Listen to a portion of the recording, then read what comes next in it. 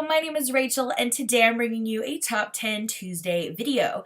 Today's theme is all about underrated books on Goodreads. So these are books that I love that have less than 2,000 ratings on Goodreads. I always want to call it reviews. 2,000 ratings on Goodreads. So I had so many, I decided to split it into two videos actually. So we're going to have two Top 10 Tuesdays this week, a Top 10 Tuesday and a Top 10 Thursday. So today I'm going to focus on young adult and adult books that I really liked that have under 2,000 ratings. And then on Thursday, I'll be back with another top 10 list, but that will focus more on picture books and middle grade books. So let's go ahead and jump into the adult and YA list today.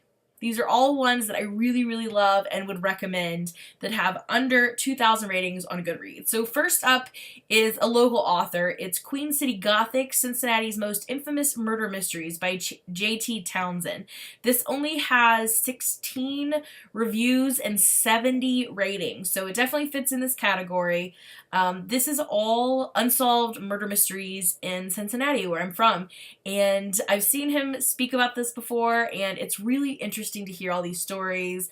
I think this is just such an interesting book. While I completely understand why it is underrated, because it is so local, and I feel like it's local and it's true crime, so you kind of have to like both.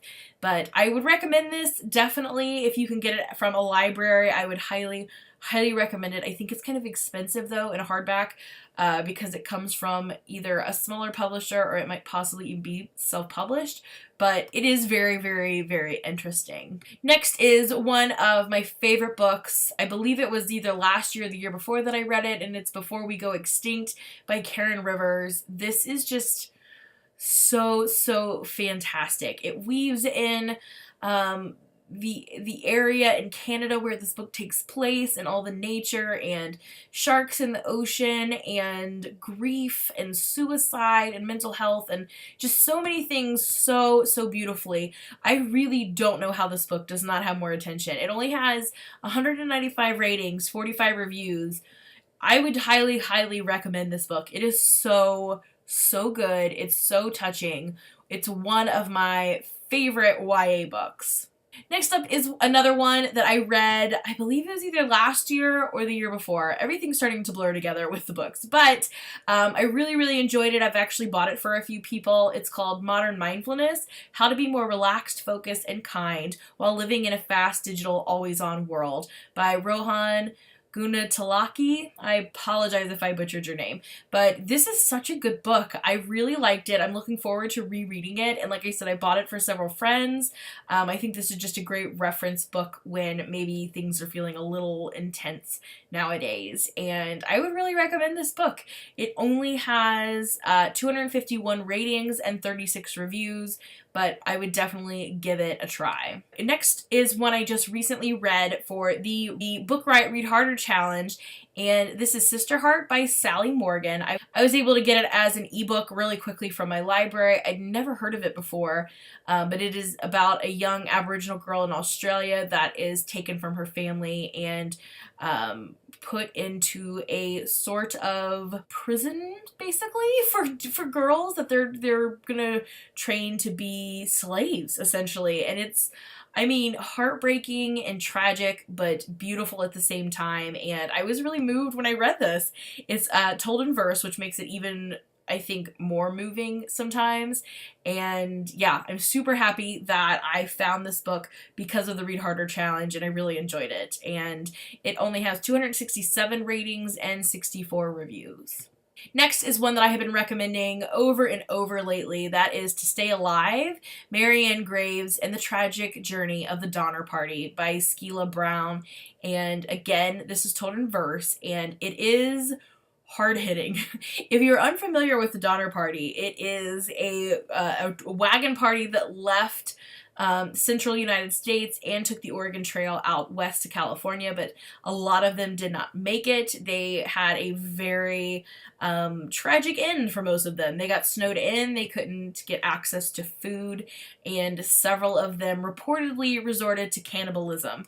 And I think the verse in this book just makes it even more chilling as you go through the story, and I just highly recommend it to a lot of people. It's a quick read, but it is kind of gruesome, and it's very interesting. This only has 565 ratings and 167 reviews. Next up is a nonfiction book that I recently picked up, and I was very, very entertained. And I guess that's kind of mean because it's about death, but it was so gripping and interesting that I had a hard time putting it down. And that is Very, Very, Very Dreadful: The Influenza Pandemic of 1918 by Albert Marin. And this was just fantastic. I learned so much from this book, and I really was surprised by a lot of the information, and I really enjoyed reading this part of history that just fascinates me. This one has 312 ratings and 77 reviews.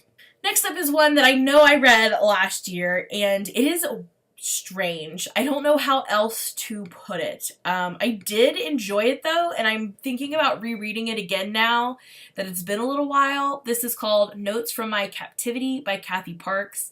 This is about a girl who decides to venture out into Siberian wilderness in search of this family that is rumored to live in the woods. And she does find them, but a lot of things happen, and it's still even now hard to wrap my mind around all the things that did happen. But there's some definite violence and things that go down in this book, so be prepared if you're going to read it. But I thought it was very interesting. Overall, I thought it was pretty enjoyable, and like I said, I'm kind of looking forward to maybe rereading it again at some point. And this only has 715 ratings and 149 reviews. Next is another book in verse, or a collection of poetry, however you would like to label this one. I would consider it more verse because it does tell a story. This is Nette and Jamil by Pamela L. Laskin, and this is a retelling of Romeo and Juliet set in modern day time between the Israeli and Palestinian situation. And it involves an Israeli girl and a Palestinian boy who fall in love.